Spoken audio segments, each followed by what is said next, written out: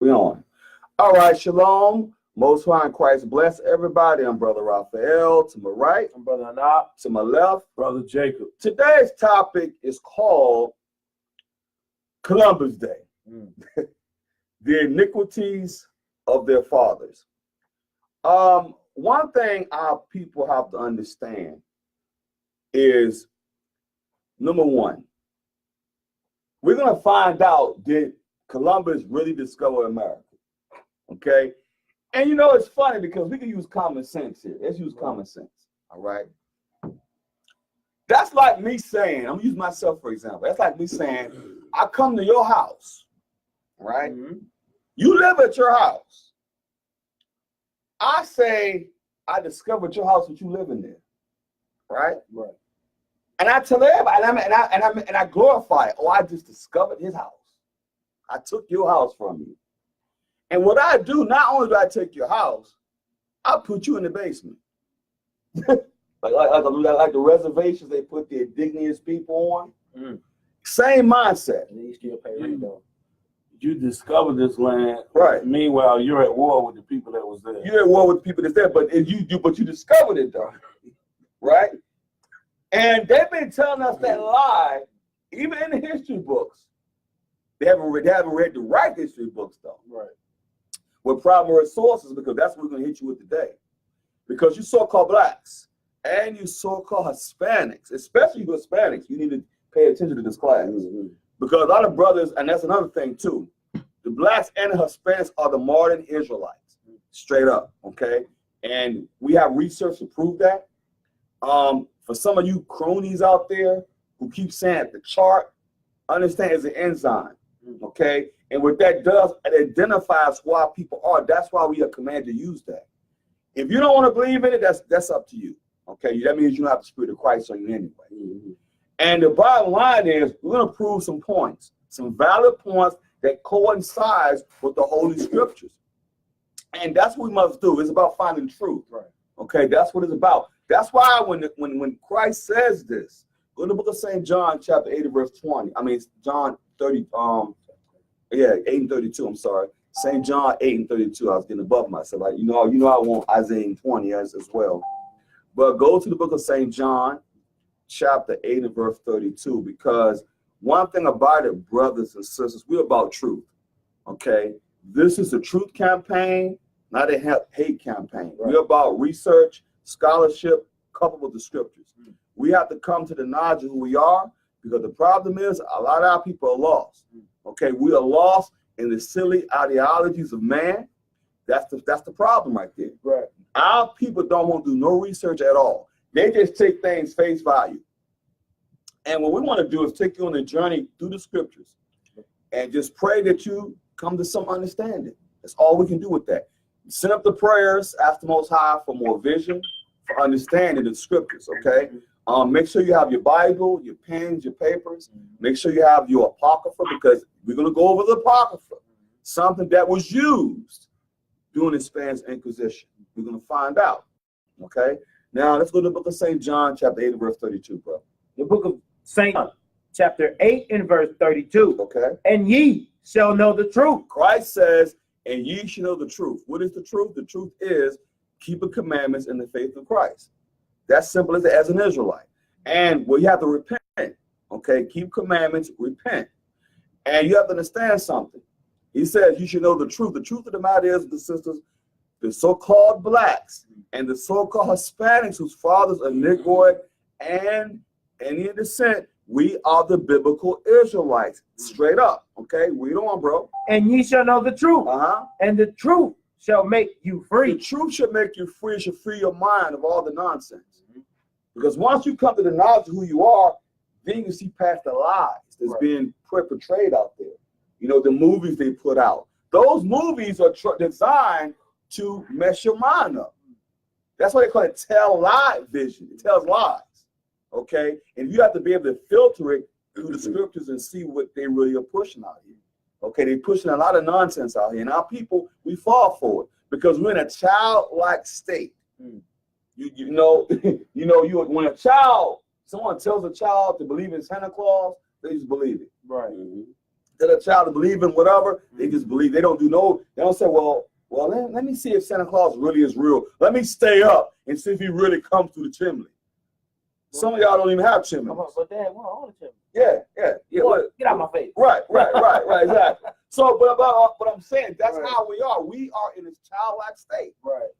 We just believe everything our oppressor tell us. Right. We don't do no research. And then when you got able-bodied, whether it's here in this organization or various organizations across the globe, try to enlighten you and tell you the truth about you, you want to shut us down. Right. Call us wicked. Call us evil. I'm like, wait a minute, that don't even make sense. We're trying to talk to you as brothers and sisters to tell you that your oppressor been lying to you. But you just want to just go la la la la la la la, like it's no big deal. Until somebody gets shot down, then you want to organize a march. But you never want to understand why you're going through this. Okay. Now let's go to the book of Isaiah, chapter 8 and verse 20. Okay, and give you the book of the Revelation, chapter 19, verse 10. Okay. The book of Isaiah, okay, chapter 8 and verse 20. Okay. To the law. Now the whole Bible is compacted with laws. Okay, it says to the law, because we always say the first 5 books of Moses, but you also have laws in the Psalms as well. And this whole Bible is compacted with laws. Read on. And to the testimony. And to the testimony. So it's telling you to the law and to the testimony. What if the testimony hold that? The Revelation chapter 19, verse 10. Precept must be upon precept. That's why we jump from book to book. Okay. So we're going to take our time so you can catch up with us. Okay. The Revelation chapter 19 verse 10. Read. The book of Revelation. Okay. Chapter 19 and verse 10. Okay. And I fell at his feet to worship him. Okay. And he said unto me, see thou, do it not. Okay. I am thy fellow servant. God, we are the fellow servants of the Most High. That's what our job is, to be the servants. We serve the Most High God in spirit and in truth. Okay. Read on. And thy brethren that have the testimony of Jesus. The testimony of the Christ, the Messiah. Okay. The anointed one. Right. Read on. Worship God. Worship the Most High God. Right. Worship him in spirit and in truth. We talked about that last week, on how to worship the Most High. Okay, but worship him in spirit and in truth, like it says in St. John chapter 4, verse 23. That's how we must worship the Most High, right? Read on. For the testimony of Jesus. The testimony of the Christ, right? Is the spirit of prophecy. Now, that's why a lot of y'all don't understand the enzyme. Because you don't understand prophecy. The spirit of Christ has to be on you to understand prophecies. Okay, because it just told you. Okay, what did it say again, brother? What did it say? The book of Revelation, chapter 19 and verse 10. So you can understand it. And I fell at his feet to worship him. Okay. And he said unto me, right. See thou, do it not. All right. I am thy fellow servant. Yes. And thy brethren that have the testimony of Jesus. The Messiah. Worship God. Worship the Most High Father. Read. For the testimony of Jesus is the spirit of prophecy. You must have the spirit of Christ on you, brothers and sisters, to understand prophecies. Now go back to the book of Isaiah 8:20 to finish it up. The book of Isaiah, chapter 8, verse 20. Give my verse 6:20. To the law and to the testimony. So it says to the law, okay, which is compacted all in the Bible, and to the testimony of Christ, the spirit of prophecy. Right? Read on. If they speak not according to this word, as it is written. If they don't speak according to this word, as it is written, precept must be upon precept. Read on. It is because there is no light in them. And what is the light according to the Holy Bible? The Bible defines itself. Okay. Proverbs chapter 6 verse 23. That's the precept of what is the light. Okay. That's why we keep telling everybody, especially so-called Christians out there, you got to have precept to have understanding. Precept only means law. The lot of reason why y'all don't understand precept because y'all hate laws. You hate laws. You literally hate laws, but you'll do the white man's laws though. You'll make sure you keep his laws all day. If you don't, you know what's going to happen to you behind. You might get instant judgment. So that's why we keep telling y'all laws are very important. Okay, to the law and to the testimony, right? So what is the light according to the Bible? Proverbs chapter 6 verse 23. The book of Proverbs chapter 6 and verse 23. Okay. For the commandment is a lamp. The commandment is a lamp. Okay, what does a lamp do? It illuminates, right? Read on. And the law is light. The law is light because think about it. You have a light. That's why Christ says, "Let your light so shine." In Matthew 5. Okay, let your light so shine because what your light does, it illuminates. Okay, it goes through the dark. It navigates through darkness, which is sin. Because when you have the light, the laws in you, it enlightens your knowledge. It gives you to a higher understanding of Christ. Right. If you don't have the light in you, what does it say? Because you don't have the light in you. What does it say? When you go to Proverbs 6:23 again, what does it say? For the commandment is a lamp. The commandment is a lamp. And the law is light. Law is light. And reproofs of instructions are the way of life. Reproofs of instructions are the way of life because the laws correct us. Okay, it corrects me from being wicked. Okay, how you know what wickedness is if you don't have laws? Right. How you know what's right and wrong? How people say, wait, when you're born, that's not true. Because you're not born knowing right from wrong. That's not a truth because I gave the example. When I was a child growing up, and I'm not trying to get Christianity. I'm just saying. I didn't know it was wrong when I took that big red gum out. I took that big red gum out that store. Right. And check out the instant judgment on my behind. And I found out thou shalt not steal the hard way. Right. Okay? Because the laws, it lets you know you're wrong. So reproofs of instructions are the way of life. It constantly corrects us to get us right with the Most High through Christ. Because we have to make peace to the Most High through Christ. Christ has to be filtered. No, I don't care how you cut it, y'all. You have to filter Christ through the laws. Simple as that. The laws have to go through Christ. Better yet. That's why I hate too when we out on the streets teaching, and you got these unconscious brothers that always come up and try to denounce the Bible, saying it's just something in us that automatically know right from wrong. Like, bro, stop. You had to be taught not to pick this up or not to touch that. Right. Stop acting like it's in you to know the difference between right and wrong. You had to be taught that. Just like we have to be taught truth. But for some reason, hey, God is in me, and I automatically know right from wrong. And the laws are written in our heart. And I immediately ask them, well, what's the law about eyebrows? You can't even Google it. Right. And not only that, let's keep this in mind. If we were born knowing right from wrong, the jails wouldn't be packed with our people. Right. See, that's the biggest misconception. If our people were raised in the laws, I tell people this all the time. Think about this. Use some common sense here. If you were raised in the laws as a child growing up, and you were properly judged, like I gave you the judgment I got. I got that my behind got healed up because I stole, right?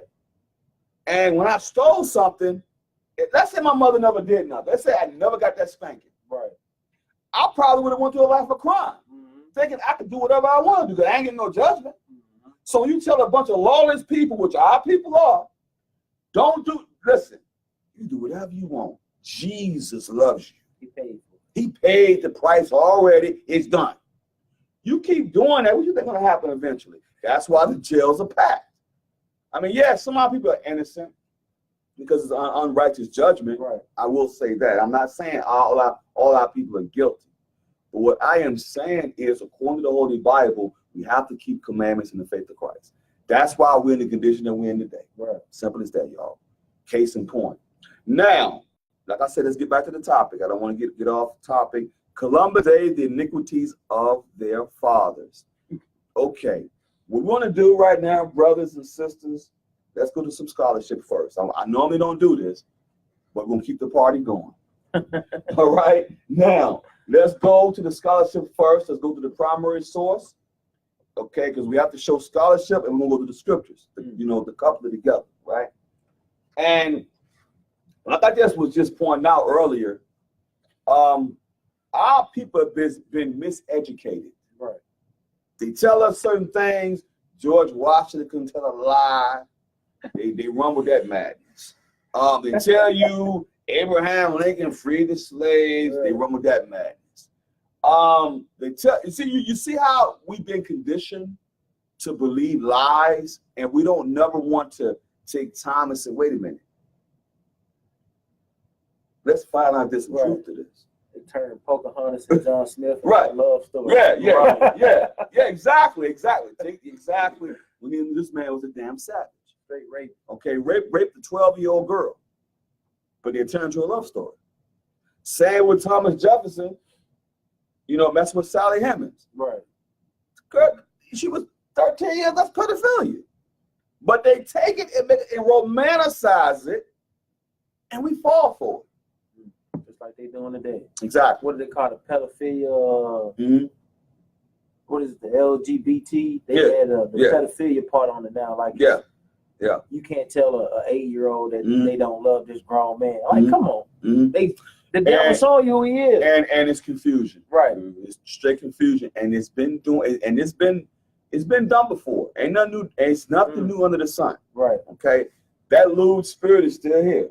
Just to be, it's been fed time and time again. Now let's find out what is the name of this book, brother, so you can understand who this is a primary source. It is a media reference, okay?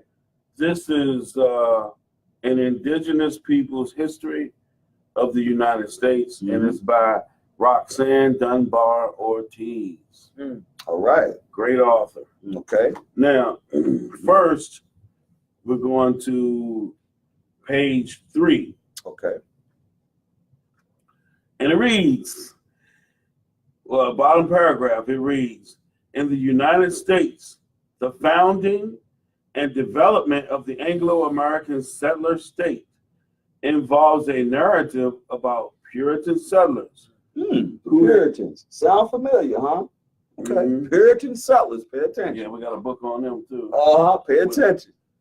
The Puritans, right? Okay. Who had a covenant with God Oh. to take the land. Oh, so now they're going to use our holy scriptures now to justify stealing. The scripture says thou shalt not steal, right? Right. But they're using our Bible. They use the Bible that is really for us to do their dirty. Go ahead, read. So they had a covenant with God to take the land. I thought the Lord said, don't remove your neighbor's land. Exactly, right? That shows you how they don't know laws. Mm-hmm. Go ahead, keep reading, bro. That part of the origin story is supported and reinforced by the Columbus myth. What did it say? The Columbus what? The Columbus myth. What is a myth? Something mythical, something that never really happened. Like a story. You telling stories. Keep reading. And the doctrine of discovery. It said doctrine of discovery. Right. So that's what's been perpetuated. Every time y'all want to celebrate Columbus Day, okay, I'm going to show you something. That was watching The Sopranos one time. I never get this episode. And I have to say this, and then go back to what I'm saying. I had to say this.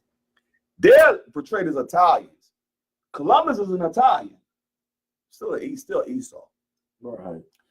The young boy that was the son of Tony, whatever, the mob boss, who was Italian. He said he read in the history books the truth about how Columbus today would be arrested on war crimes because he massacred the Native Americans, the natives. You know what his daddy tells him? In this house, Columbus is a hero. Oh, is that right? Now you know the man. Now look, your son just told you if Columbus was alive today, he would be arrested at the UN. The UN also talking about war crimes and tyrants. Oh, you might as well, he's the worst man on the planet. But Columbus was the ringleader in the destruction of over 77 million natives and indigenous people. This man tells his son, in this house, the mass murderer known as Columbus, he's a hero. He said, you see the hypocrisy in it? But yet you'll call somebody else, you'll call them a mass murderer. You call them evil. You fighting to bring your people out of slavery, right? And they call it insurrection. Exactly. When Nat Turner was trying to, get out of, we understand he was in hard bondage at the time.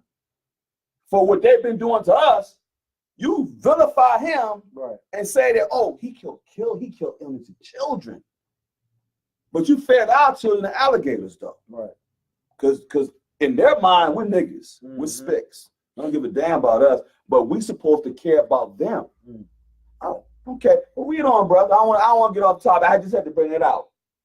Go ahead. According to a series of late 15th century papal bulls, European nations acquired title to the lands they discovered. They did what? They acquired title to the lands they discovered. Give me the book of Psalms, chapter 49, verse 11. Who gave them titles? You see how you identify. Once again, it's in a hate campaign, it's a truth campaign, brothers and sisters. This is a primary source. This is showing you at the point in history that this happened. This is absolute. This is definite. This ain't no perhaps. This happened. Psalms chapter 49, verse 11, brother. The book of Psalms, chapter 49 and verse 11. Okay. Their inward thought is that their houses shall continue forever. That's the pride on this man. This man got so much pride, he believes in his heart that his kingdom is going to last forever. And he plans hundreds of years in the future. Okay, he plans hundreds of years into the future. The same way he's doing back then, he's staking his claim on his land.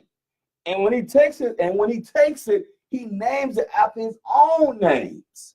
How the heck I'm gonna come to your house and name your house my house? Oh, you know what? This is what it is. I come to your land, I see a waterfall. I say, this is Niagara Falls. But you're in my land though. Right. You're a foreigner. You come to my land. That's why it blows my mind. They talking about some illegal immigrants. Oh my goodness. When you come over here illegally, take what the heck you want, call it after what you want to call it, and we supposed to be cool with it. Ain't that something? What did it say again, brother? The inward thought is what? The inward thought is that their houses shall continue forever. Yes, that's that pride on this man. This man got much pride. He believes his kingdom is going to last forever. Read on. And their dwelling places to all generations. To all generations, because remember, during this time, generations have passed. So all generations after generation after generation, this man sets up his kingdom. He just conquer whatever he wants and calls it his. He claims it. They gonna get into that about how he claiming. You finished? No, sir. They call their land after their own name. Such as America. America Vespucci, and you have which is another Roman, which is another Italian or Edomite. So he took this land, they named it after him, right? America Vespucci. That's why you have America. America Vespucci. Then you have Africa, which is named after Leo Scipianus Africanus. So I'm giving you some examples. He takes what he wants and he names it his. He claims it, right? Go ahead. Was that it? Yes, sir. All right. Now go back to the scholarship, brother. Okay, it says the lands they discovered and the indigenous inhabitants lost their natural right to that land after Europe arrived and claimed it. It makes absolutely no sense. Did y'all just hear that? Say, read that last part. Make sure that I want you to get that resonated in your mind, man. Picture this in your mind. You at your house, mind your business. I have to keep it simple, man. I need to understand something. I'm at my house, minding my business with my family. You kick my door in. Yo, guess what? Your house is mine. Yo, that's breaking and entering. It's kidnap. You kicking me out of my house. Matter of fact, no, you make me stay in the house and make me a slave in my house. That's even worse. And you want to romanticize that and glorify that every year and pay tribute. To it, right? But you want to call us we wicked, right? Because we're being not true. That's true. That happened, right? And you name the people Indians, which is savage. Right. You name them Indians. Yeah, you name them Indians. You give them a name. Matter of fact, brothers and sisters, they gave us names. Is it African American? Your oppressor named you, like he naming a dog. Right. I'm gonna call you this. I'm gonna give you my name. Okay? Then if I trade you to some other, say we're in sports, I'm gonna trade you to a different plantation, and I'm gonna call you this. That's why we cannot trace our lineage, brothers and sisters, because this man has discontinued our heritage. Okay, we came over here and covered slave ships. We didn't know who. Listen, we already had our culture intact. Okay, they stripped that culture from us. That's why we don't know we're the children of Israel, because it was planned. They did it that way. They know, but you don't know. Right. You ask yourself a question: why? Do you research? You don't take. Listen, don't take what we have to say. Do your own research. That's what we do. We find truth according to the scriptures. Okay. Now, what did it say, brother? Is that it? So it says European nations acquired title to the lands they discovered, and the indigenous inhabitants lost their natural right to that land after Europeans arrived and claimed it. Now, remember something. When they arrived, they came with peace, didn't they? Same way. See, this is how that man works. He comes with peace. Psalms 55, verse 21. Let's find out how he operates. Oh, I got something to back that up too. Okay, yeah. After I'm done, right back it up when I'm done with this. Because this right here is going to connect, and it's going to coincide with what we're talking about. The book of Psalms, chapter 55, verse 21, bro. The book of Psalms, chapter 55 and verse 21. Okay. The words of his mouth were smoother than butter. Oh, you know what? That's the trait of this man. He makes you think he's harmless, smiling at you, pat you on the back. Hey, how you doing, brother? Especially in Christianity. So y'all think, because y'all, especially them apologetic dudes, they think them brothers over there. So y'all better watch it, because y'all crazy. Right. Scripture says, don't trust your enemy. Because I'm gonna tell you something. Keep on playing games with these jokers. Because and I'm not telling you something that I don't know personally. The bottom line is the scripture tells you his words are smoother than butter. We all good, we good. As long as he's ruling. See, look, when he's ruling, he wants to join hands with you because he's dictating to you regardless of what you say. So what religion you in, when he's on top. Because we're going to have white man Jesus, and we're going to deal with white man Jesus too. When he does, that's when he says it's okay for us to be coming together united, right? But when he's called the shots, that's when it's beneficiary to him. It ain't beneficiary to you, because you're going to still be in rule. You're still going to be in captivity. He's still going to dictate to you how you're supposed to live your life. Okay? That's why we have these names, these Gentile names, because he called you Gentile names. That's funny. Your oppressor tells you who you are, and you accept it. When he's conquering people, he never tells them let's all be one. Exactly. So once he has them defeated, gets on top, and now he's comfortable leading the way. Now let's all be one. Oh, now we're gonna be Americans now. We still really ain't technically Americans according to them, because you really think about it. If you're an American, when you be treated like one, when you be treated fairly, no, you're not. Okay. What did he say again, brother? Psalms. Let's go to the scriptures. I'm not going to hit you with anything I say. Let's keep it as it's written. Psalms 55, verse 21 again, bro. The book of Psalms, chapter 55 and verse 21. Okay. The words of his mouth were smoother than butter. Oh, man, you best believe it was smoother than butter. Oh, we peaceful. We're coming in peace. Okay, but what was in his heart? But war. What was in his heart? But war was in his heart. Because in his mind, I'm going to overthrow you. This land looks beautiful. Oh, maybe we can take this land. Matter of fact, we're going to hit that. It's going to show you his mentality. Okay? What it say? What was in his heart? But war was in his heart. His words were softer than oil. Softer than oil. Speaking kind words to get you to trust him. Read on. Yet were there drawn swords. Oh, got swords ready to cut your doggone head off. Meanwhile, hey, buddy, how you doing?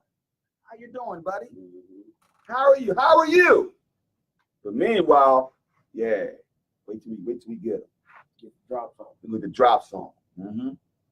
Yeah. How you doing? How you doing, buddy? Yeah. Wait till we gonna get what we want. Okay. Let's just smooth them out. Set them up for the kill. See, y'all, that mentality still is today. Y'all keep thinking, oh, that was all that long time ago. Okay. Ask yourself a question. How is justice treating you these days? How is justice treating you these days? Go ahead on, keep going, brother. Keep reading with the scholarship. All right, this is page 137, and it's going to fall right in line with the scriptures. Mm-hmm. This is called the Sand Creek Massacre. Oh. In 1861, displaced and captive Cheyenne and Arafos, these are Indians, under the leadership of the great peace seeker Black Kettle. Peace seeker. Were incarcerated in a U.S. military reservation called Sand Creek near Fort Lyon in southeast Colorado. They camped under a white flag of a truce and had federal permission to hunt buffalo to feed themselves. Early in 1864, the Colorado territorial governor informed them that they could no longer leave the reservation to hunt. Despite their compliance with the order, on November 29, 1864, Chivington took 700 Colorado volunteers to the reservation. Without provocation or warning, they attacked, leaving 105 women and children and 28 men, leaving them dead. Even the federal commissioner of Indian Affairs denounced the action, saying that the people had been butchered in cold blood by troops in the service of the United States. In his 1865 investigation, the Congress Joint Committee on the Conduct of the War recorded testimonies and published a report that documented the aftermath of the killings, when Chivington and his volunteers burned teepees and stole horses. Worse, after the smoke had cleared, they had returned and finished off the few survivors while scalping and mutilating the corpses, men, women, young and old, children and babies. Then they decorated their weapons and caps with body parts, fetuses, penises, breasts, and vulvas. Wait a minute. Wait. Did y'all hear that? This stuff really, do y'all realize this stuff is wicked as hell? They're killing people and they're doing it. This is the scary part. How can you call somebody a terrorist? How can you call somebody a terrorist? And look at these terrorist acts. That you terrorize, you're killing people, man. You telling me you break a covenant. We have an agreement. Right. It is under a white flag. It's under a white flag is a truce. It's like letting you know, yo, we cool. But then while like the scripture says, read it one more time, brother. Read it one more time. The book of Psalms, chapter 55. I want y'all to feel this. What did it say?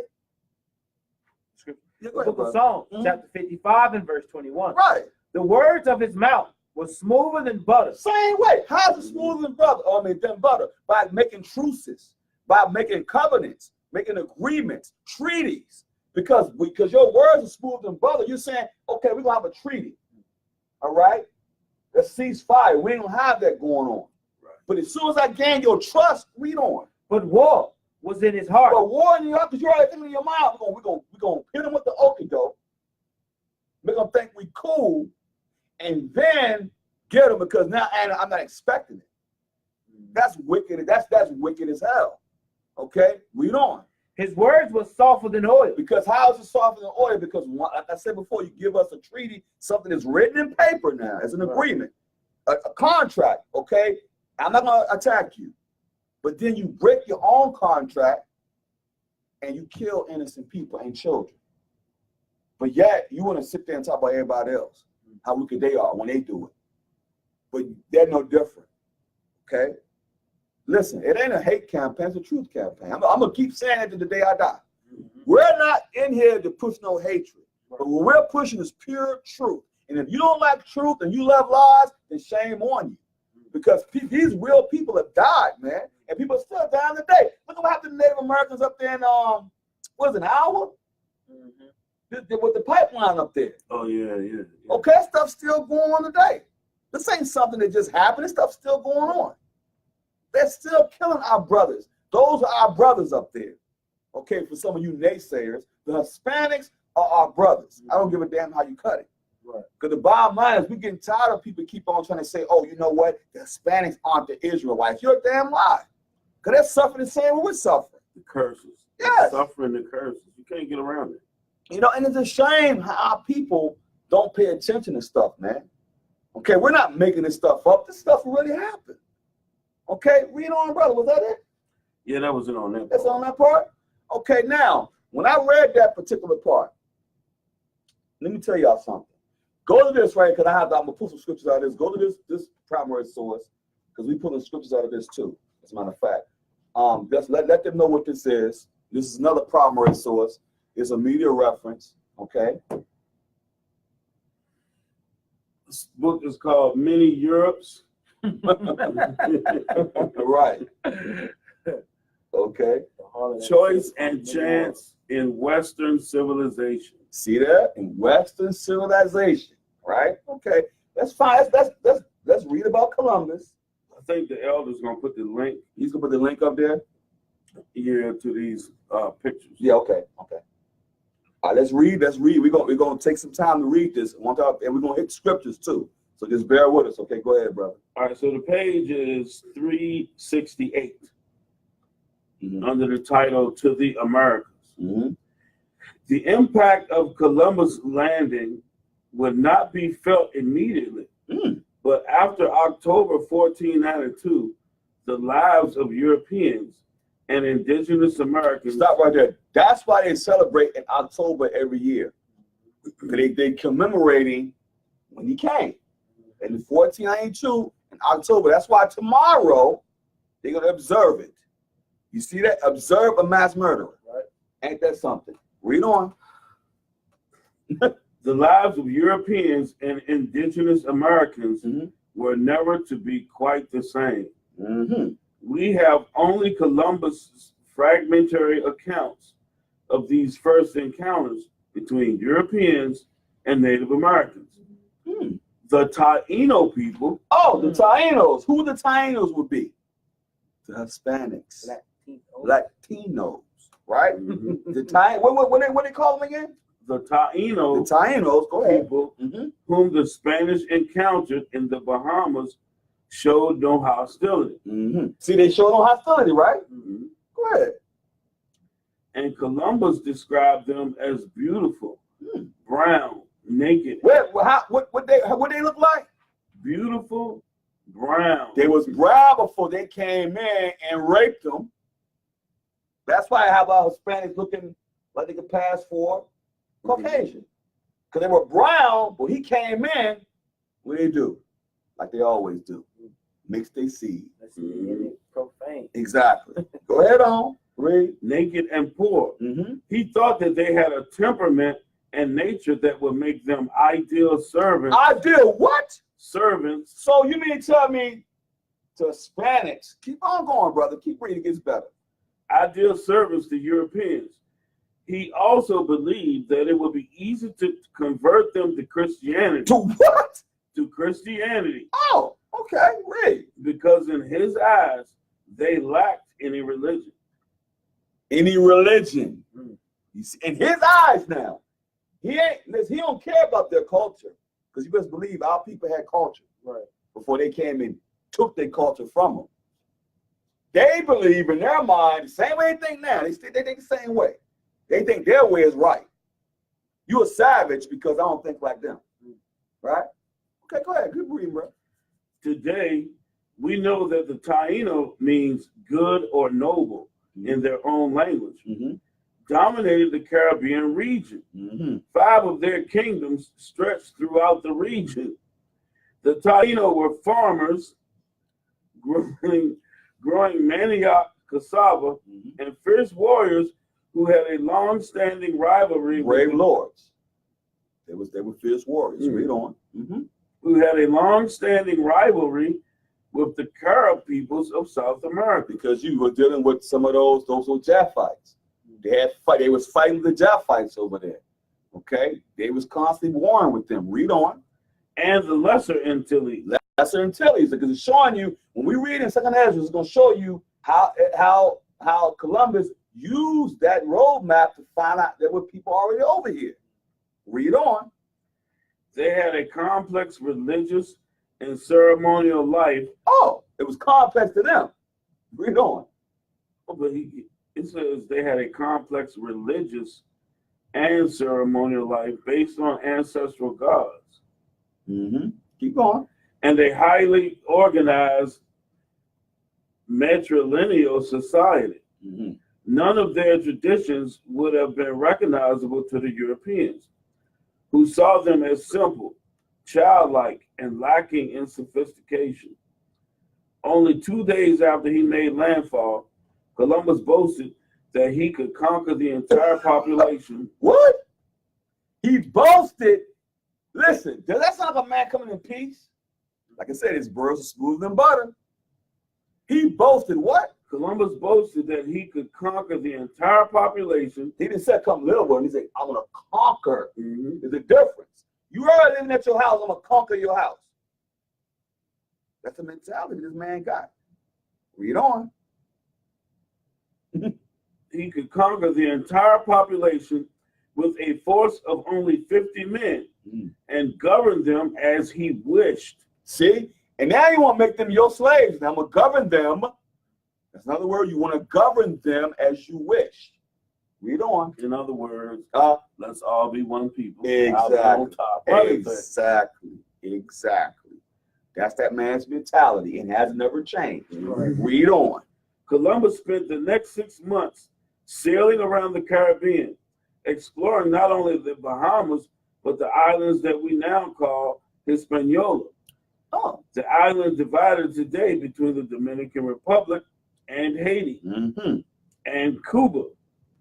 Wherever he went, Columbus met with curious Taino and exchanged European goods for a little gold, new foods, and other material tokens of his discovery. Columbus and his crew captured a few parrots and 24 Taino. All were transported back to Spain. Oh, they were what? What happened to them? All were transported back to Spain. That's why they speak Spanish. That's why a lot of Hispanics speak Spanish. Before it was a mass slave trade. It was tested it out. Let me take 24 of them. Exactly. Let's see how this is going to work out. Read on. Keep going. It gets better. All were transported back to Spain in the spring of 1493. Fewer than a dozen Taínos survived the voyage. But they were the first in a long series of Native Americans unwillingly or unwittingly taken to Europe to show investors and patrons what the territories had to offer. See? This book gives another number. Right. This is the first trip. This book is talking about what he did in the second trip. Right. Keep going. From the start, Columbus and his crew were sizing up the economic, territorial, and religious potential of the Caribbean. You see what this man does? In his mind, he already is thinking about how he's going to overthrow you. See, you say he was sizing it up. Say, okay, this is how we going to be able to come and conquer these people. We got to get them out. We got to make sure we have them do what we want them to do. If they don't, we're going to kill them. And we're going to take the land and resources. This man doing the same thing today. So it's the same spirit on this man. Go ahead, keep reading, though. It gets better. Keep reading. As his boat sailed from island to island, Columbus made sure to stake the Spanish crown's claim to each, gave each island a Spanish name. Listen, we just hit that scripture. Listen, you go to somebody else's land, tell them this is what it's going to be called. But you glorify it every year, though. Go ahead, keep reading. Keep reading. It gets better. And planted a cross. Oh, what? A cross. A cross? On foreign soil. Since the European and Taino had languages unfamiliar to each other. Oh. That no man. Deuteronomy 28.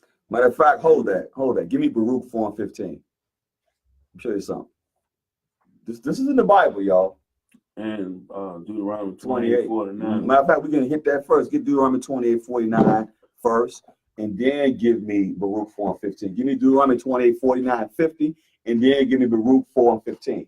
Because we're going to stick to the scriptures. But we're showing you, as we're walking you through this, we're showing you how this is biblical prophecy, y'all.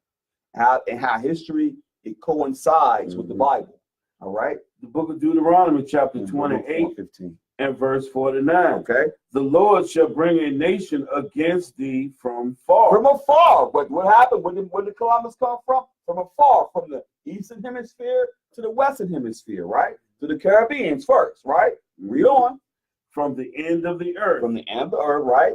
As swift as the eagle flies. And what was Spain? Spain was what? They were symbolized by the eagle.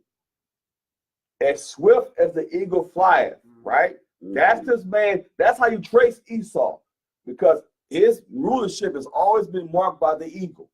Okay? Keep reading. A nation whose tongue thou shalt not understand. It says it. It just told you in the book. They didn't understand each other. A nation whose tongue thou shalt not understand. Read on. A nation of fierce continence. Fierce continence. This man don't care. We shall not regard the person of the old. He don't care how old you are. He'll put you behind the death to get his agenda across. Nor show favor to the young. To the children. Because as you reread, he mastered the children. Men, he didn't care. Right. This man this mentality is still the same. It hasn't changed, brothers and sisters.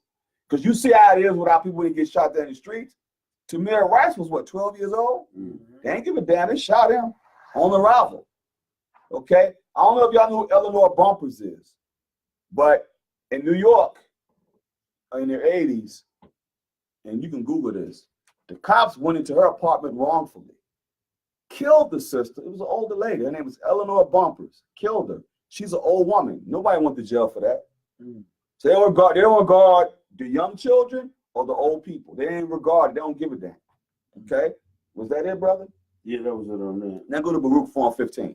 Precept must be upon precept. The book of Baruch, chapter 4 and verse 15. Okay. For he hath brought a nation upon them from far. Sound like Deuteronomy. Sounds just like Deuteronomy, right? Read on. A shameless nation. Shameless nation. They don't care. Read on. And of a strange language. A strange, because remember, they couldn't understand the language. Okay, how people were speaking the Hebrew back then. Okay, so they couldn't understand the Spanish. They couldn't understand the English or the Spanish, because that was dealing with the Esau. Read on. Who neither reverence old man. They don't care how old you were. Nor pity child. And it just shows you something. But keep on reading. Go back. I got another one. You got another one? Go ahead, bro. Go right along with this. This is the book of Hosea, chapter 13 and verse 15. Though he be fruitful among his brethren, an east wind shall come. The east wind is who? He's talking about Esau. He came from the eastern hemisphere to the western hemisphere, the east wind. So it's telling you the east wind should come, right? Read on. The wind of the Lord shall come up from the wilderness, and his spring shall become dry, and his fountain shall be dried up. He shall spoil the treasure of all pleasant vessels. Samaria shall become desolate, for she have rebelled against her God. They shall fall by sword. And that's what happened in the Spanish Inquisition. That's why we keep trying to tell brothers. The Hispanics went through the same thing we went through. They were massacred. They were put into slavery. Because Hispaniola was when one of the slave ships came from Hispaniola. They took them back to Spain, indoctrinated them, and then brought them back to America. Sounds familiar? And like the massacre we just read about, it says, They shall fall by the sword. Mm-hmm. Their infants shall be dashed in pieces, and their women with child shall be ripped up. You hear that? Did y'all hear that? That's prophecy. Mm-hmm. That happened to the Hispanics, the indigenous people, the Incas, the Aztecs, which would be like Issachar today. And you have to understand something, brothers and sisters, those are our people. That happened to our people, they fit the curses. So you keep talking about something, I don't believe in a sign, or I don't believe in the ensign, I don't believe in the chart, you're foolish. We're going to read it in there. We're going to read it in there too. But we ain't done with this though. Keep on reading on this, then we can go to that. We dealing with scholarship right now, y'all. Go ahead. Where'd you stop at? From the start, Columbus and his crew were sizing up the economic, territorial, and religious potential of the Caribbean. As his boat sailed from island to island, Columbus made sure to take Spanish crown's claim to each, gave each island a Spanish name, and planted a cross on foreign soil. Since the Europeans in Taino had languages unfamiliar to each other, they couldn't understand. Like I said, a language you thou couldn't understand, right? Read on. Sign language served in their place. But there was considerable misunderstanding between the natives and explorers. Right. When natives on one island resisted his authority, Columbus showed them a crossbow and sword and indicated that he could kill them if he so chose. Ain't that something? So good old-fashioned Columbus. Ain't that something? He telling them, I'm going to kill you if I choose to. Sounds a gangster to me. That's gangster to me, right? That's a gangster right there. Make an offer you can't refuse. If you don't do what I tell you, I'm going to kill you. Same mindset. Keep reading. Columbus took the next aggressive step at Christmas. Hey, what? At Christmas. His pagan holiday. Read on. And established a settlement of 39 of his men on Hispaniola. I already know the Hispaniola. He also left a cannon with his men. Then the Santa Maria had been wrecked on a reef, so he could not take all his crew back to Spain. Columbus's effort to promote his explorations in Europe was not limited to material objects and native peoples he brought back with him, for he knew that he had to launch a publicity campaign to explain why he had not reached Japan and the Asian mainland. He remained convinced for the rest of his life that he had been just about to do so. One more voyage and he could have been there. His rationalization began in earnest with the letter he wrote to his patron, Luis de Santangel, in which he described the New World. The new what? The New World. Okay. As a paradise inhabited by peace-loving natives who had no knowledge of weapons, little suspicion of newcomers. Little suspicion, so you trusting, they're trusting, right? To show you our people, that's how our people are today, man. We're so trusting of people. Even people who did us dirty, we still want to be trustworthy. And that's one of the traits of our people, man. We're not historically demons like that. It shows you that right there, right? Go ahead, read on, bro. All right. And no objection to him flying the Spanish royal standard in their waters. This behavior seemed to prove that the native population welcomed the Spanish and accepted their rule. Columbus also described the richness and money-making potential of the land, which had fruit, flowers, singing birds, honey, gold mines, and spices. You notice the parallel to this man? He always looking to take what he wants. He always sees potential for him. He didn't think about, let's see if we can come together with these people and prosper together. He thought about how he can conquer them and take what he wants. You see the mentality behind this man? Keep on reading. His account not only exaggerated, but also misrepresented the true state of things. Right. For little gold had been found in the island he visited. The letter to Santiago arrived in Spain before Columbus himself did in 1493. Mm-hmm. Since he sent the letter when he docked in Lisbon to make repairs to his ship. The letter was translated into Latin and printed in various cities in Europe within months. When he arrived in Barcelona, word of his triumph had spread widely. Banquets, parades, and public baptisms of the surviving Taino were staged in his honor. See, public baptism, what were they baptizing them in? Christianity, because they already used the cross. So that's why a lot of our Hispanic brothers and sisters, they are Roman Catholics. Because this man was pushing Catholicism. We're going to show you he's in Catholicism. Go ahead, keep on reading. Ferdinand served as godfather to Spain's new Christian citizens. Mm-hmm. Columbus received a coat of arms and was appointed the admiral and governor of all the lands that he encountered. Ain't that something? Keep going, brother. Plans commenced immediately for a return voyage. There was one little territorial problem that needed sorting out first. The Portuguese claimed that Columbus's discoveries belonged to Portugal. They're doing to each other. Right.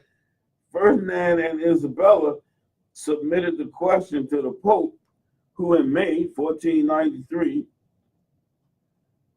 mere months after Columbus's return to Europe, divided the world from the North Pole to the south, 100 leagues, about 300 miles west of the Azores. Everything to the west was assigned to Castile, to the east to Portugal. How do you assign something that belongs to someone else? Because the earth has been given to The hand of the wicked. You see how the Bible, you see how you can't get around the scriptures, brothers and sisters. This man, he says, okay, this is part yours. You got people living there. That's mine. Excuse me? keep reading, bro. It gets better. Keep reading. See, we have to read this to let y'all understand what the historians know. Okay? By the Treaty of Tordesillas in June 1494, the Portuguese and Spanish reset the dividing point as 370 leagues, approximately 1,000 miles west of Cape Verde Islands, off Africa. This left the coast of Brazil, not yet identified, lying within the Portuguese allotment, and claimed they secured with force when Brazil was identified in 1500. So that's it on that. That's it on that? Okay. Now, let's go to 2nd Ezra, chapter 13 and verse 40. Let me tell y'all something. The Roman Catholics still have the Apocrypha in their Bibles. Columbus was a Roman Catholic. For some of y'all who don't know that, that's why he said some of the Pope in there, because the Pope, you're dealing with Catholicism. And they baptized the Tainos. And they baptized the Tainos into that. So that's why Tainos were Catholics.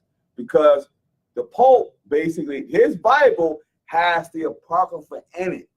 The same way, that's why when you look at Columbus, you watch the movie 1492, he mentions it in the movie about how he says about, Esdras. He says it in a very funny way because of his accent. Esdras.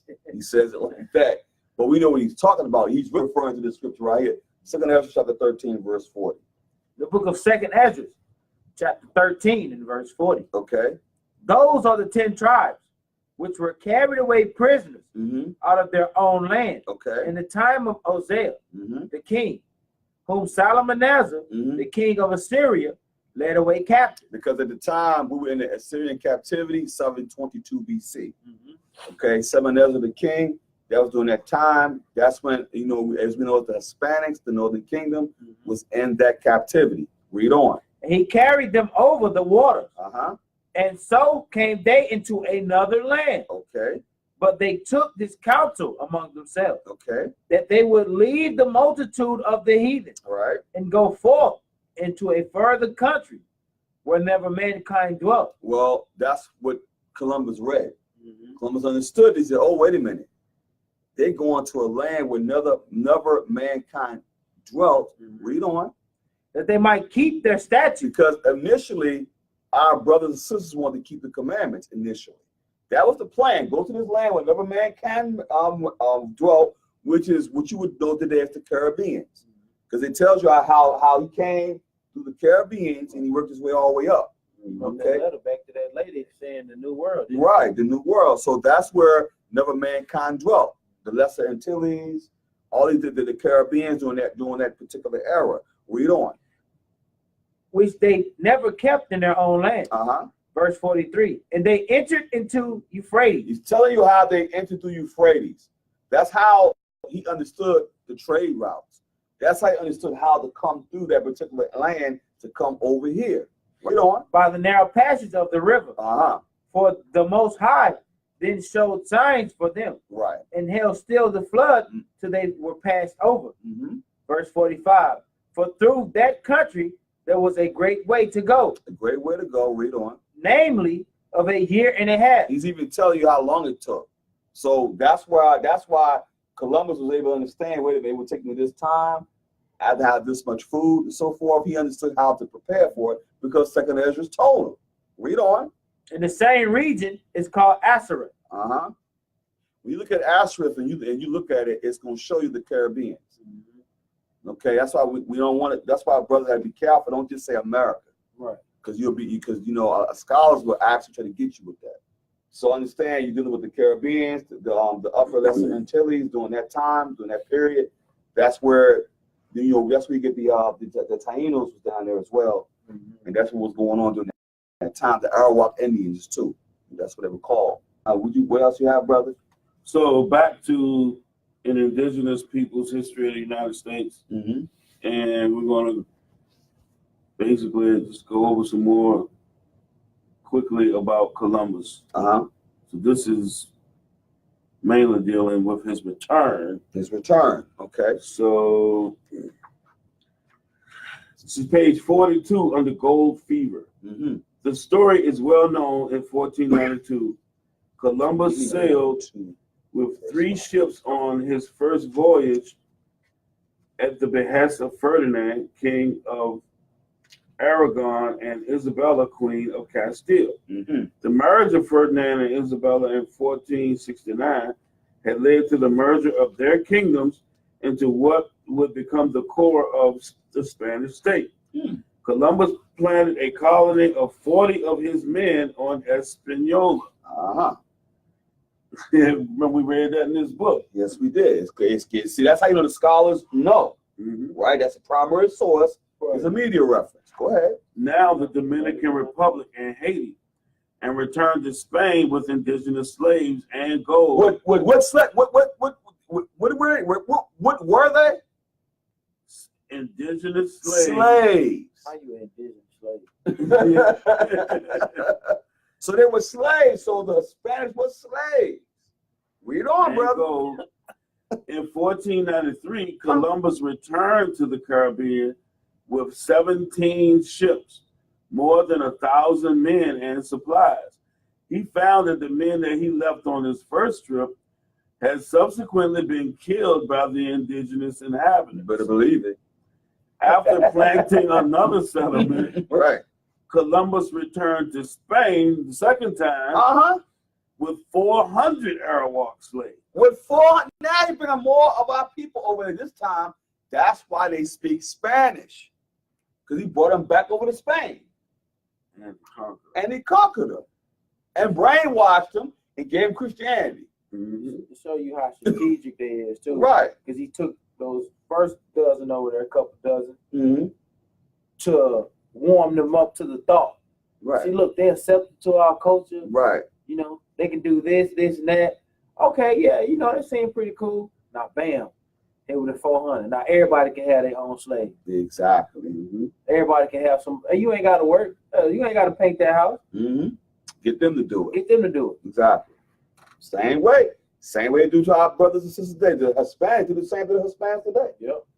You have them do jobs that a lot of people wouldn't do. Right. Most won't. You know what I'm saying? So they do that. So that so when you look at it for what it is, it's the same mentality. Mm-hmm. Y'all think things have changed? No. Things ain't changed. It's just the years went by. Right, that's it. The spirit's still here. Okay, keep going, brother. You done on that? You got right. more? With 7 ships, Uh-huh. Columbus returned to the Caribbean in 1498, Oh. reaching what is now Venezuela, Mm. and made a 4th and final voyage in 1502, this time touching the Caribbean coast of Central America. In 1513, Vasco Nunez de Balboa crossed the Isthmus of Panama and charted the Pacific coast of the Americas. Mm-hmm.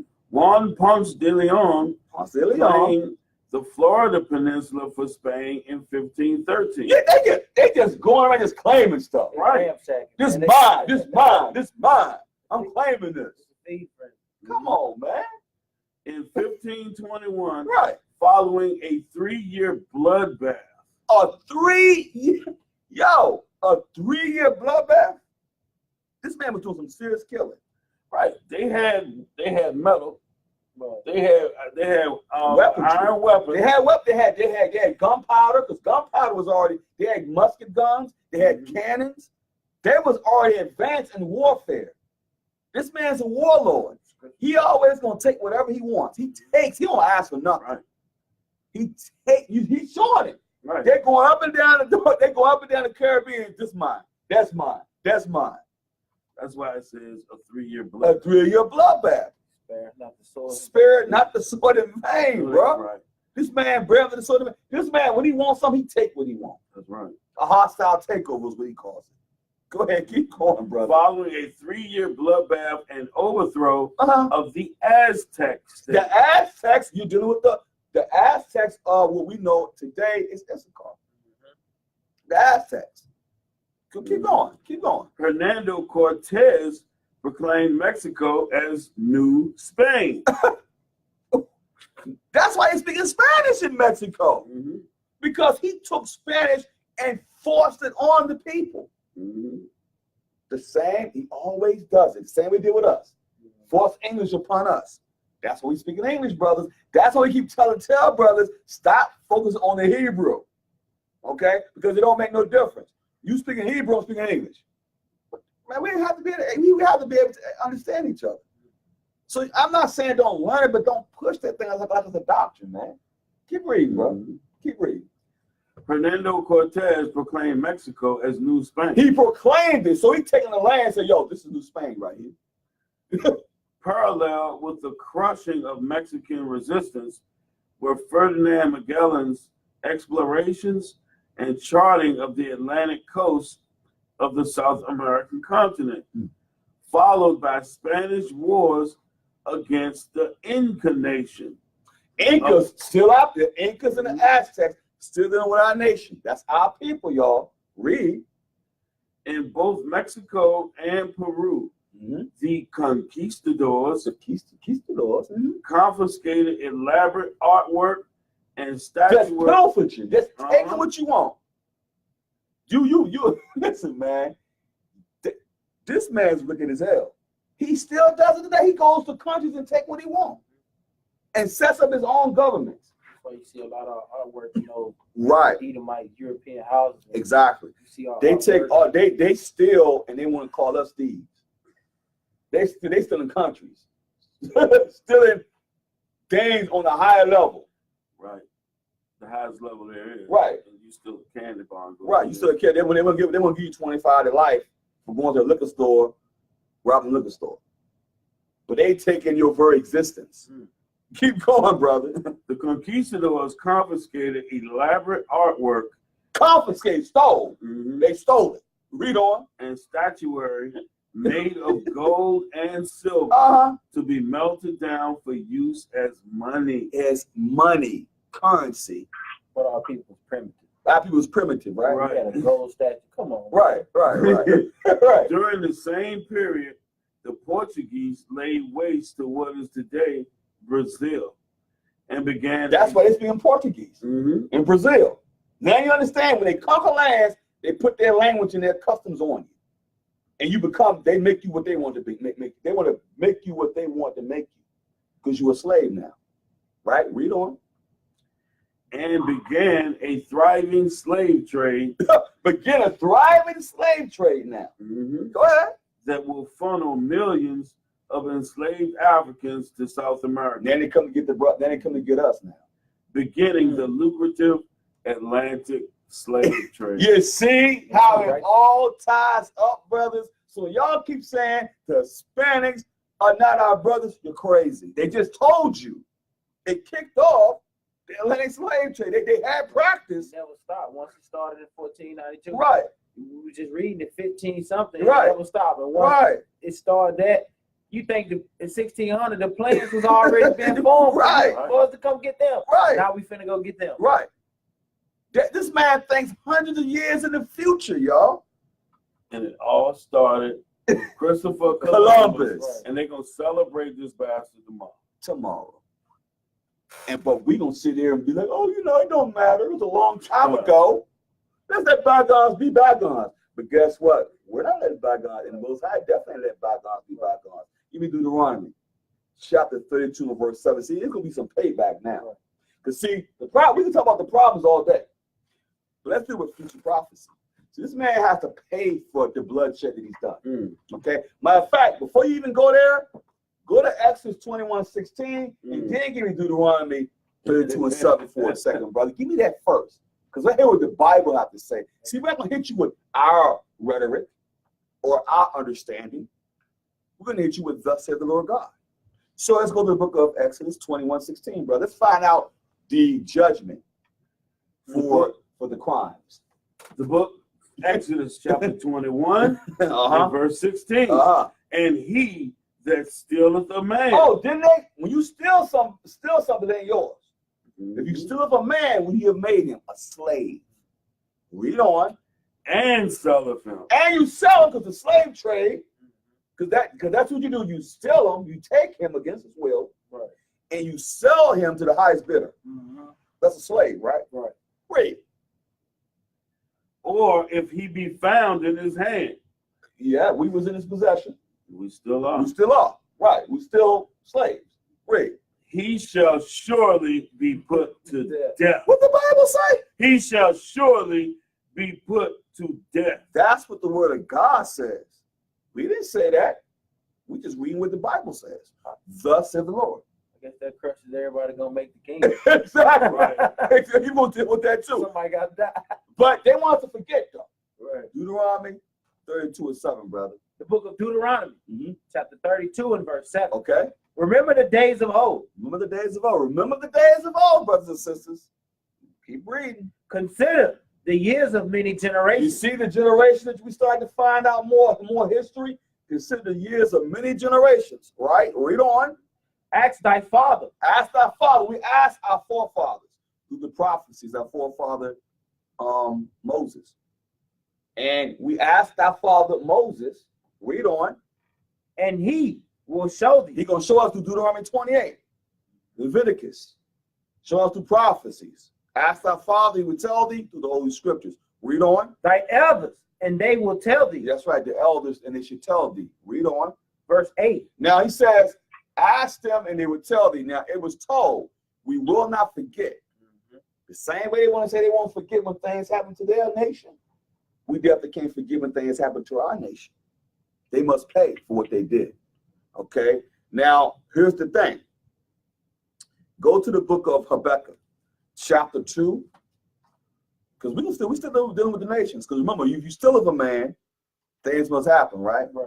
Now let's find out. Let's go to Habakkuk chapter 2 and go to verse 8, man.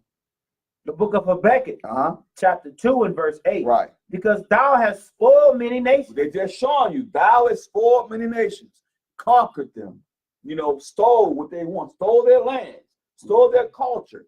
You spoiled many nations. Read on. All the remnant of the people shall spoil thee. Oh, all the remnant, you get spoiled.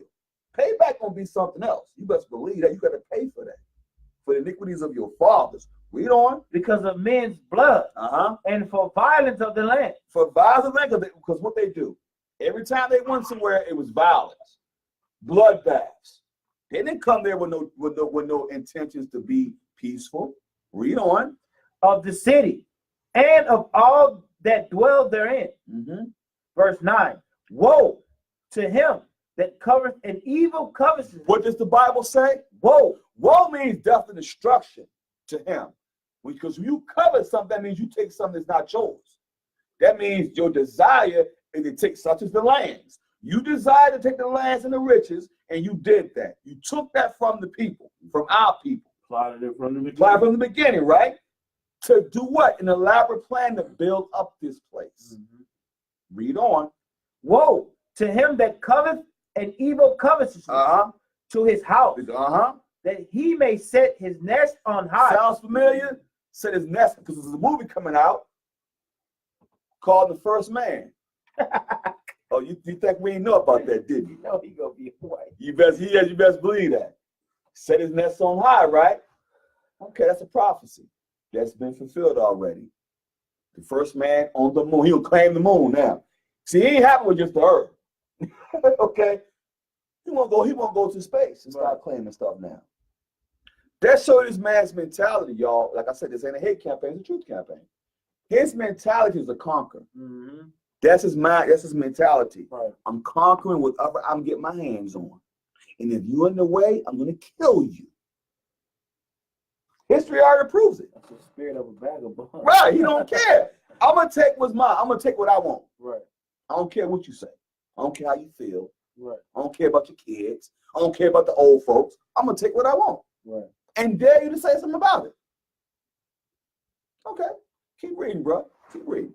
What did it say?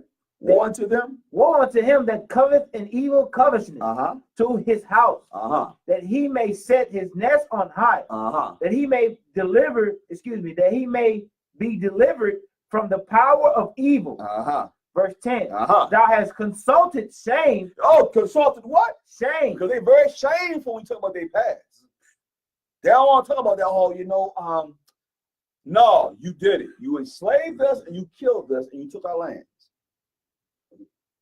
Still doing it. You've heard me say it before. The best weapon you have against Esau is telling the truth. Telling the truth. It's the truth campaign, y'all. You can't fight against truth. Okay? You can call us racist, call us, we pushing a hate campaign. That's not the truth, because the truth is this. We just proved to you with scholars what has been done. And we can tell through the news today, it's still going on today. When you look at the worldwide news, y'all have to think something. Thought thinks on a global mindset. He's gonna conquer everything. Right. See, we think small time. I'm gonna take this block. You gonna take a block, right? Oh man, you might not come to my block. This man talking about the earth. Space. He wants to go to space, go to Mars. You sit there thinking about how you gonna conquer a block. Come on, brother. This man is wicked as hell. Right. And we're just calling it as we see it. Right.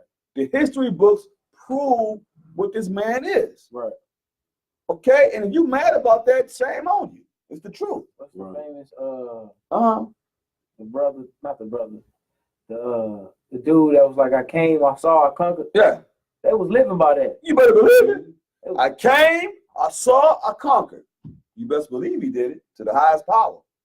What did he say again, brother? Verse 10. What did he say again? Verse 10. Thou hast consulted shame to thy house by cutting off many people, and hast sinned against thy soul. You sin against your own soul, because everything, all the iniquities of your fathers, you got to pay for it. You got to pay.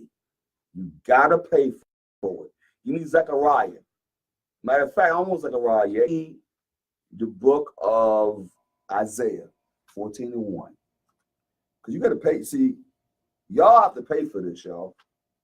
The so-called white man and the other nations, of course, because they had their part in our captivity as well.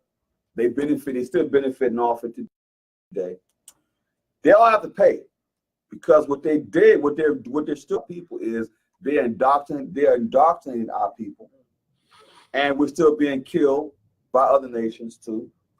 And yeah, we do have black on black crime. Right. But at the end of the day, we have to deal with that. That's a result of our destruction. Right. We have to deal with that. But on a global level, we're being killed by other nations. Right. That's why I'm getting at. So something must happen because of what happened. What's still going on. Something has to happen. Somebody has to pay a price. It don't make sense that we partake in the curses, but y'all want to take a part of the blessings. That don't even make sense. Here we're being destroyed right now on a daily basis. But when it comes to the kingdom, everybody want to join hands. But you ain't go through what we going through though. You see? They haven't taken part Right. in that chastisement. Right. The ridicule that we go through daily by y'all hands, right? By the nation's hand. The nation's doing this to us, and they want to partake in our kingdom. Does that make sense? They was raping us, Right. robbing us, killing us. But, Right. you know, come on. But come on in. Come on in, buddy. Come on in. Meanwhile, we're in your kingdom and we're on the bottom. He gonna try to take that. Listen, you in your kingdom now, and we're on the bottom. Give me Isaiah 14, bro. Start at verse 1. There's a cause and effect to everything. Who has it? The book of Isaiah, chapter 14, verse 1. Right. For the Lord will have mercy on Jacob. The Lord have mercy on us because the Lord, even though we went into hard bondage, he allowed us to have to be wiped out. Because at some point in time, we could have been wiped out. Okay, we were at their mercy. Same way we're still at their mercy today. But the Lord would not let the seed of Israel depart. To heaven and earth pass, Israel will always be here. That's a promise. Right. Read on. And will yet choose Israel. Choose who? Israel. Choose Israel, which you so-called blacks and you so-called Hispanics. Read on. And set them in their own land. See, that's going to be beautiful. Because, see, our land now is desolate. We got Gentiles living over there right now defiling it. So, no, it's not cool to go over there now, brothers and sisters. Okay? He said, I would set thee, not you getting a plane ticket and going over there. Okay, read on. And the strangers shall be joined with them. Oh, the strangers have to be joined. But how are they going to be joined this time? Read on. And they shall cleave to the house of Jacob. They're going to do what? Cleave to the house of Jacob. Oh. Jeremiah 30:16, brother. They're going to cleave to the house of Jacob. How are they going to cleave to the house of Jacob? Hold that. How are you going to cleave to the house of Jacob? We're going to find out what the Bible says. The book of Jeremiah, Uh-huh. chapter 30. Let's find out. You know what I'm saying? How they're going to be joined.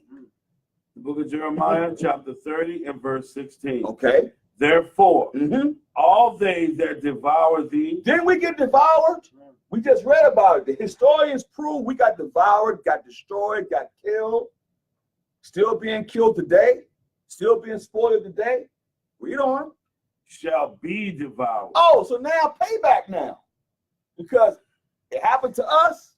You best believe it got to happen to you. Read on. And all thine adversaries. All thine adversaries are enemies. Because friends don't do friends like that. So you got to be an enemy, okay, because of what you did to our people and still doing to our people and benefiting from the destruction of our people. Read on. And all thine adversaries, every one of them. Every what? Every one of them. Everybody gonna have to pay. Everybody. Yeah, some nice people. They got to pay too. Because the same way, because listen, we went into captivity as a nation, and we had righteous prophets that still went in captivity.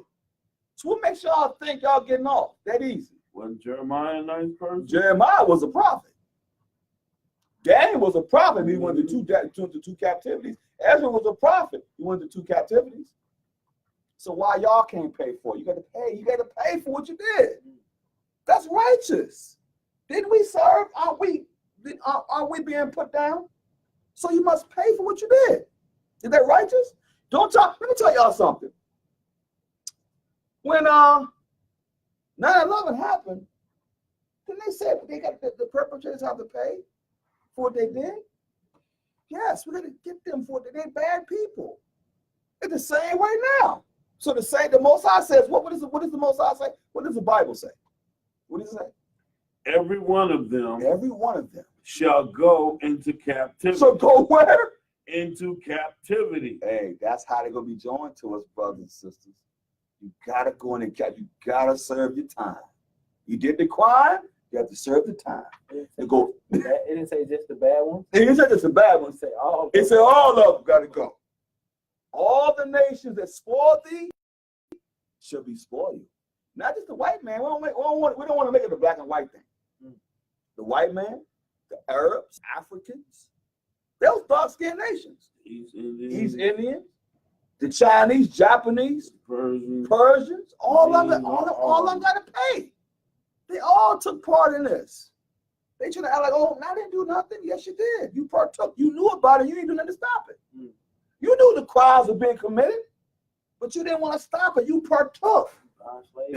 You right. And the Africans too. Right. But still, no matter, you can call out all these different nations. They all have to pay. Yeah. For some reason, everybody concentrates on the white man. Exactly. See, we ain't about just the white man. See, we know he's the ringleader. We know that. He got to pay. He going to pay. You must believe that. But the Africans had their part in it. The East Indians, the Chinese, Japanese, they all had their part in it. But go back to the book of Isaiah 14, brother. We're going to finish up on that. Something has to happen to the nations for what they did. They got to pay for this, brothers and sisters. Should you want justice? Don't they all want to say justice for all? That's justice. That's true justice. Right. Go ahead, brother. The book of Isaiah, chapter 14 and verse 2. Right. And the people shall take them and bring them to their places. And the house of Israel shall possess. So when you possess something, you take ownership of. That means you got to go into captivity. That means payback. It's recompense, brother. Recompense. Read on. And possess them. In the land of the Lord for servants and handmaids. What? Weren't we servants and handmaids? We still servants today. They possessed us. Yeah. They possessed our brother's land. They possessed our land. Exactly. Read on. And they shall make them captives. Oh, captives. Excuse me. And they shall take them captives. Take them captives. Take them captives. Exactly. Read. Who captives they were. Oh, when we captives. Read on. And they shall rule over their possessions. Oh, rule over their oppressors. We have to rule. So you that oppressed us, that means it's going to get turned all the way around. That means you have to oppress you now. Read on. Verse 3. And it shall come to pass in the day that the Lord shall give thee rest. It hadn't happened yet. It shall come to pass in the day the Lord shall give thee rest. Right? Rest is the kingdom. Lord knows we need rest. Lord knows what they would. Let me tell y'all something. Hey, until you walk in our shoes, then you can come and talk to us, man. Because we catching a lot of hell right now. We better believe that. We keep reading, brother. What it say? And the Lord shall give thee rest from thy sorrow, and from thy fear, and from thy hard bondage. From the hard bondage, right? Don't you want rest? Like I asked the brother, asked the sister yesterday, asked the brother, sister. I said, let me ask y'all a question. Are y'all tired of this? Y'all think it's normal? Don't y'all want rulership? Don't y'all want to rule righteously with Christ? Shouldn't we all want that? If you say you don't, something wrong with you. Somebody need to check his pulse. Was that it, brother? No, sir. Wherein thou was made to serve. What thou was made to serve, they made us serve them. Serve their gods. Serve white man Jesus. That's why, see, white man Jesus is what kicks it off too, y'all. Because during this time of the Spanish Inquisition, Caesar Borgia, the picture of Caesar Borgia was created in 1453. Okay, and guess what the Spanish conquistadors and Columbus used? White man Jesus, because he was a Roman Catholic. Okay, so he used that white Jesus, which is Caesar Borgia, to do what? To enslave our people as well. Right. Because he justified why he did what he did by using the Bible, by saying, "Oh, we are ordained by God to come over here and kill y'all because y'all savages. We're going to indoctrinate y'all with Christianity to subdue you, subdue your mind. The same thing they do today with our people. Subdue your mind with Christianity and tell you it don't matter what color Jesus is as long as he's white." Okay. Right. But see, that's the crazy part. They use that image to do what? To do what they had to do to us, to kill us. Okay, they did that nonsense. They got away with it. At least they thought they got away with it. Give me the book of, let's prove a point. Let's go to the book of, give me Isaiah 60 and 10. This is payback time. Matter of fact, finish up. You know what? Jump to verse 21 in Isaiah 14, man, before you hit that. And we got to hit 21. Got to hit 21. The book of Isaiah.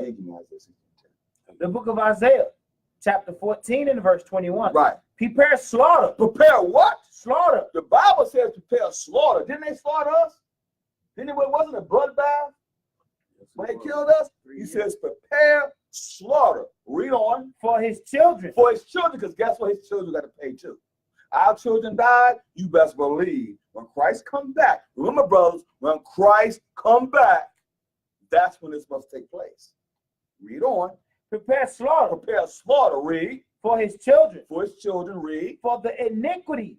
For the sins. Read. Of their fathers. Of their fathers. Because guess what? Because what their forefathers did, they got to pay for it. So you steal a man and kill a man, you have to pay for it. See, it's righteous judgment what it's called. Give me the book of Isaiah 60 and 10. Let me tell you something else they must do. You supposed to be our slaves now.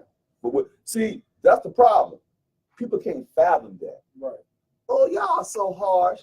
Yeah, it was. Let me tell y'all something. If we could bring our forefathers back alive today, and you talk to them, ask them, should they let bygones be bygones? The ones that had to go off the slave ships, the ones that got their heads cut off because they want to bow down to that white image of Jesus. Bring them back from the dead and talk to them about that. And ask them, how do you feel about that? You think they're going to sit there and say, let it go? Lig it? Go ahead, brother, Isaiah 60 and 10. The book of Isaiah, chapter 60 and verse 10.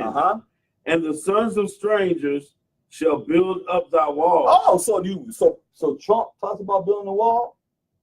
You best believe the nation's gonna have to build a wall. I like to see Trump right in front. You best believe it. You best believe that. So the nations, the sons of strangers shall build up the kingdom.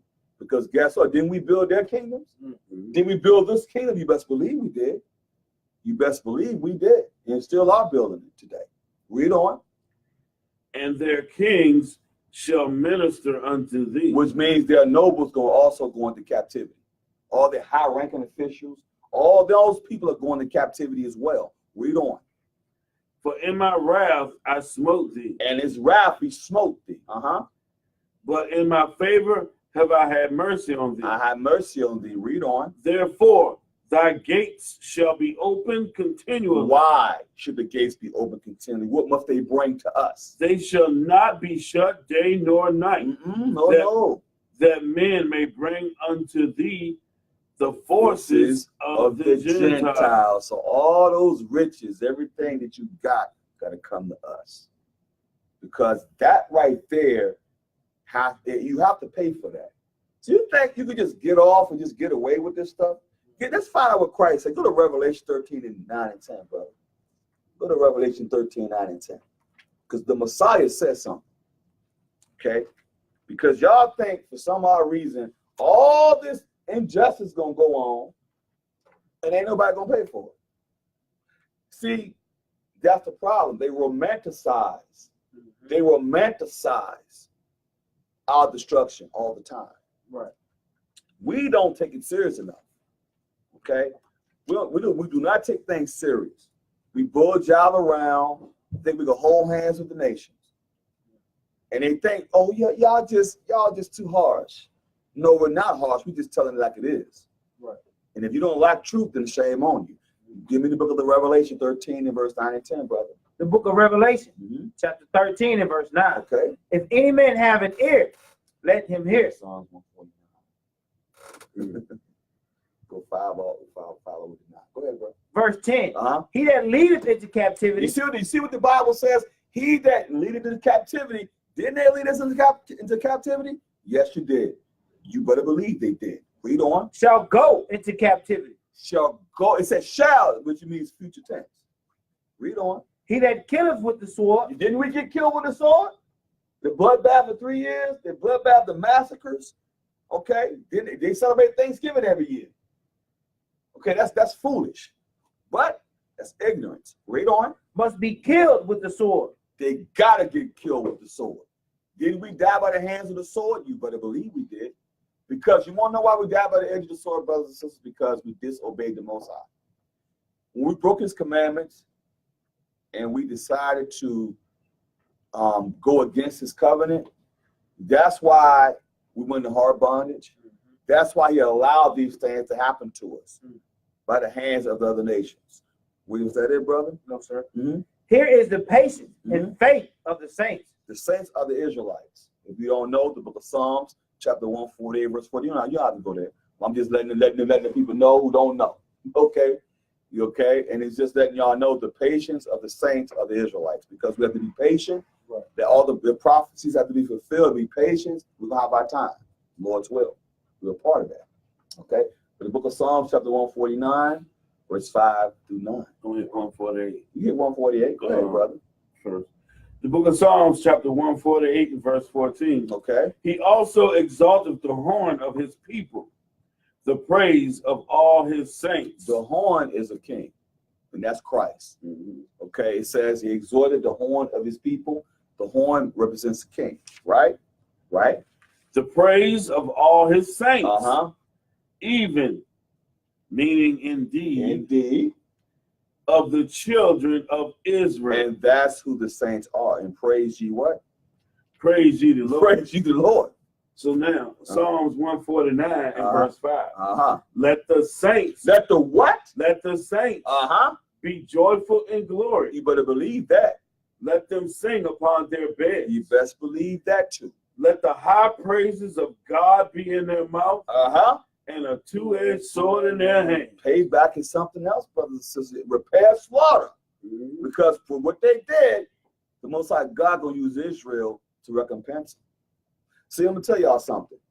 When Christ come back, everything gonna be opened up. All the memory of every captivity, all the evil that was done to our people gonna get opened up. And you think for 1 minute we're gonna be forgiven? You think for 1 minute we're gonna be like, you know what?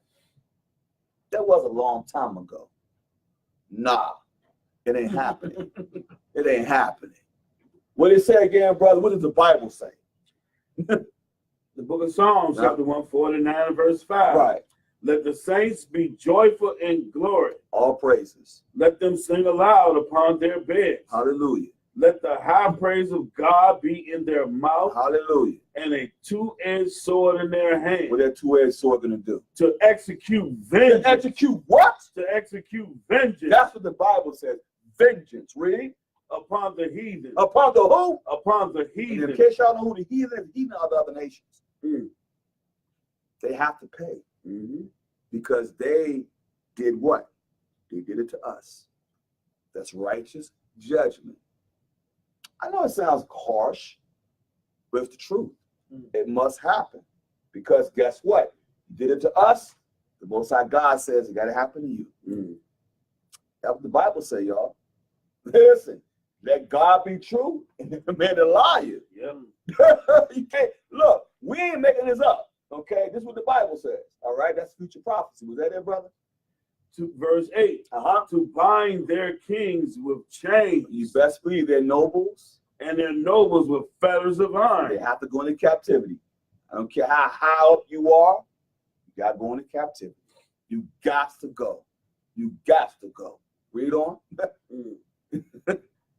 To execute upon them the judgment written.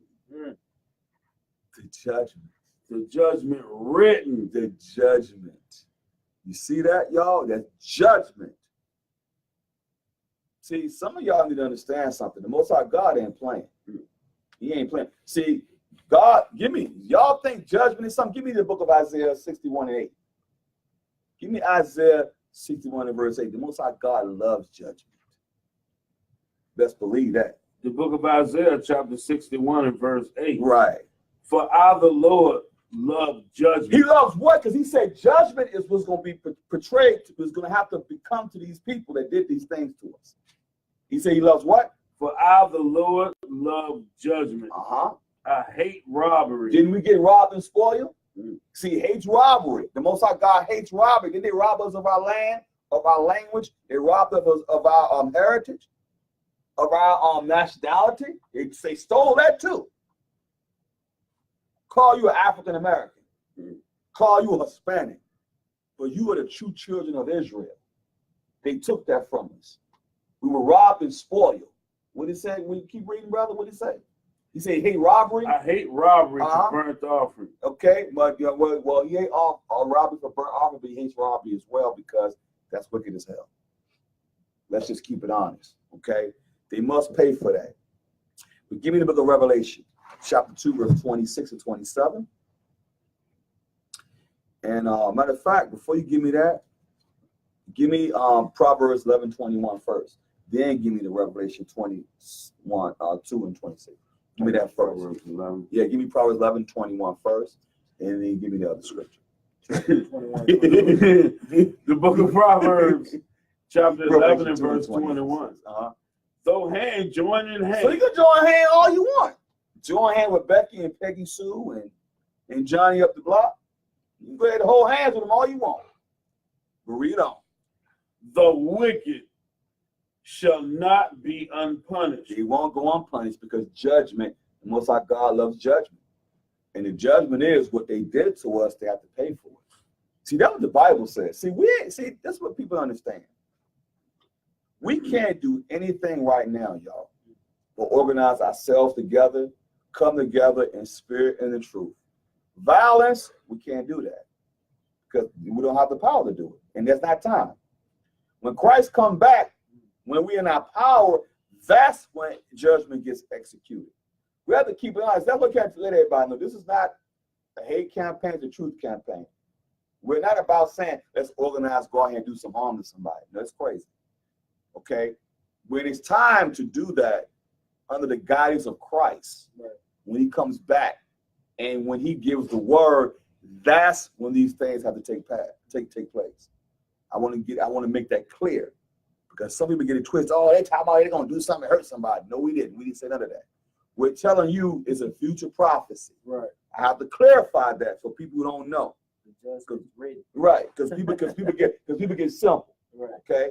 Now I go to Revelation chapter 2, verse 26, 27, brother. The book of Revelation, chapter 2 and verse 26. Mm-hmm. And he that overcometh and keepeth my work unto the end, mm-hmm, to him will I give power over the nations. He will give power over the nations because remember something, brothers and sisters. We have to endure what? Endure ourselves. Okay, we have to endure the wickedness of this world. He'll give us power, rulership. Mm-hmm. That's what we're fighting for. Read on. And he shall rule them with a rod of iron. Aren't they ruling us with a rod of iron? So when Christ comes back, he shall rule them with a rod of iron, which means he's an austere man. He ain't playing no games. Okay, read on. As the vessels of a potter, mm-hmm, shall they be broken to shivers. You have to be broken because best believe when they don't want to serve, they're going to get broken. You best believe you want to be rebellious, you're going to get broken. Read on. Even as I received of my Father. Uh-huh. Verse 28. Uh-huh. Now, I just wanted to give that part. The same way Christ received the kingdom because he is the king, we have the opportunity to reign with Christ. You know, that's the repentant Israelites have a chance to reign with Christ. So we have to repent and start keeping his commandments and follow Christ. Now go to Daniel 2 and 44, because a lot of people think, oh, the kingdom is for everybody. Mm-hmm. The book of Daniel, mm-hmm, chapter 2 and verse 44. Mm-hmm. And in the days of these kings shall the God of heaven set up a kingdom, uh-huh, which shall never be destroyed. Now he said shall, right? Mm-hmm. That means that hadn't happened yet. So it's future tense. Shall never be destroyed. Read on. And the kingdom shall not be left to other people, but it shall break in pieces and consume all these kingdoms, and it shall stand forever. Forever. So it's going to consume all these kingdoms, put them under subjection to the Christ. And the Israelites, they have to serve because of what their forefathers did. And it's judgment because the Lord loves judgment.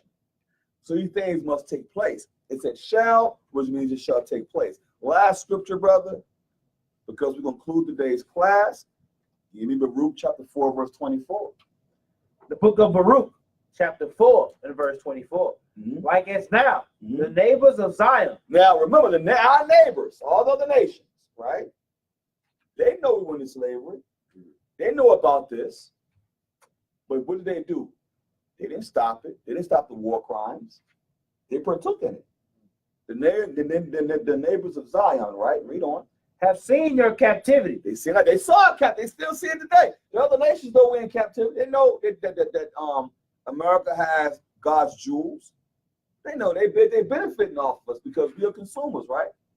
So all the nations are benefiting off of our strife. We're struggling right now, but they're benefiting off of it, right? Read on. So shall they see shortly your salvation. Oh, they're going to see our salvation now. Because the same way y'all saw us going to slavery, you have to see our salvation. Then they're going to start to see us. Wait a minute. Those were the Israelites? Go ahead, keep reading. From our God. From our God, read on. Which shall come upon you with great glory. With great glory. Because when Christ comes back, he's going to gather all his jewels. Gather all the repentant Israelites. Okay, was that it? No, sir. Keep going. And the brightness of the everlasting. The brightness of Christ. The brightness of the everlasting. Read on. Verse 25. Uh-huh. My children, suffer patiently the wrath that is come upon you. He said, God. my children, suffer patiently. Have the patience of the saints. Suffer patiently. Because, it's a means to an end. Just the last captivity. So he says, suffer patiently. Because your salvation is near. Your time for your rulership is about to come. Listen, get yourself together. We give you grace. Get ourselves together for when Christ come back and deliver the repentant Israelites. Read on. For thy enemy have persecuted thee. For thy enemy, does friends persecute you? No, enemies do. Was that it? No, sir. But shortly thou shalt see his destruction. Oh, you'll see his what? His destruction. Uh-huh. And shall tread upon his neck. To tread upon his neck. But because everything they did to us, brothers and sisters, they have to pay. Okay? One thing about it, brothers and sisters, we have to obey God rather than man. And I didn't want to hit a lot of scriptures today. I just wanted to deal with a little bit of, a lot of scholarship to prove some points that the scholars already know. Okay, the book of Acts, chapter 5, verse 29, to conclude today's class. The book of Acts, chapter 5, and verse 29. Okay. Then Peter and the other apostles answered and said, okay, we ought to obey God rather than men. And you know something, brothers and sisters, we have to obey the Most High God in Christ and to keep them the commandments, follow this Bible as it is written, because that is what our duty is. Okay, we're going to give the Most High Christ all the praise and glory for allowing us to even be in this truth, to be able to expound on this Bible and the scholarship for us. Does anyone have any questions pertaining to today's class? Is everyone clear? You might have to unmute them. Is everyone clear on today's class? Everyone good? Shalom, Most High Christ bless. Can y'all hear me? Was everyone good today on today's class?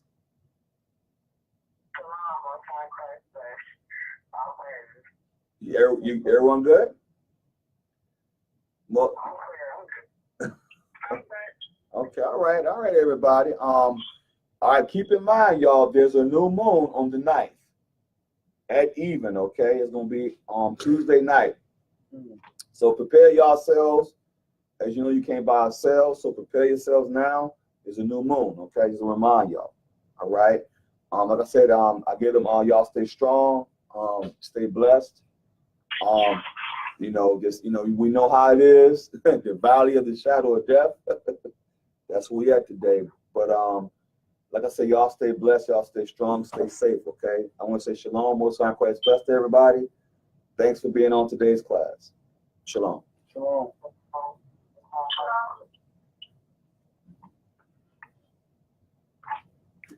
Any crazy comments?